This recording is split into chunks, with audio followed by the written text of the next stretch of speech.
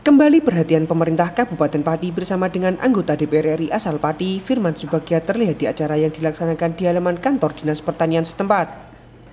Bupati Pati Haryanto dan anggota DPR RI, Firman Subagja didampingi oleh Kepala Dinas Pertanian Mukhtar Effendi, menyerahkan 120 alat pertanian kepada kelompok tani di Kabupaten Pati. Ratusan bantuan alat pertanian tersebut terdiri atas 51 unit traktor roda 2, 10 traktor, pompa air 51 unit, dan mesin tanam 8 unit. Bupati Pati Haryanto mengungkapkan, bantuan tersebut merupakan program tahun 2017. Hanya saja sebelumnya ada beberapa masalah di tingkat petani maupun distributor, sehingga alat pertanian baru dapat diberikan.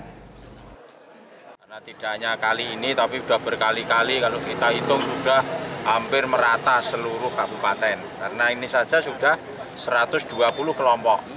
Kemudian sebelumnya ada 200 sebelumnya lagi. Jadi harapan saya demikian ada teknologi baru ini bisa dimanfaatkan untuk petani untuk memodernisasi pertanian yang ada di kabupaten sehingga kita tidak ketinggalan.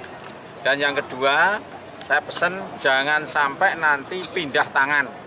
Ya, kelompok ini pindah tangan nanti di lain tempat akhirnya malah jadi persoalan. Harus dimanfaatkan.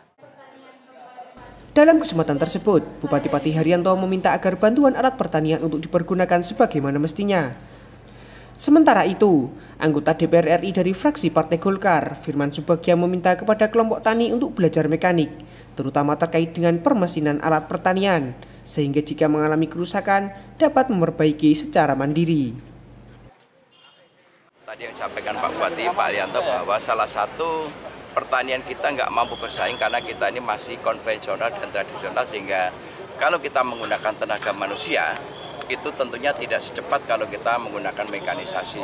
Oleh karena itu mekanisasi seperti ini terus-menerus kami akan lakukan, dan tentunya ini adalah upaya daripada saya sebagai anggota DPR dan Pak Bupati, Pak Kepala Dinas itu terus melakukan untuk inventarisasi kebutuhan. Tentunya nanti tahapannya adalah setiap desa itu harus terpenuhi kebutuhan traktornya, kebutuhan alat tanamnya, mesin panennya, dan kemudian setiap desa itu kalau bisa ada alat pengering dan rice milling unit, sehingga keluar dari desa itu tidak dalam bentuk gabah hasil panen yang dijual ke Batang Kurak, tapi diharapkan ke depan itu setiap desa itu menjual hasil panennya dalam bentuk beras, sehingga nilai ekonominya itu ada di desa. Satu yang menjadi perhatian oleh kelompok tani, bahwa bantuan alat pertanian tersebut jangan sampai disewakan kelompok tani lain, apalagi sampai menjual karena tidak diperbolehkan. Tim Liputan Cahaya TV.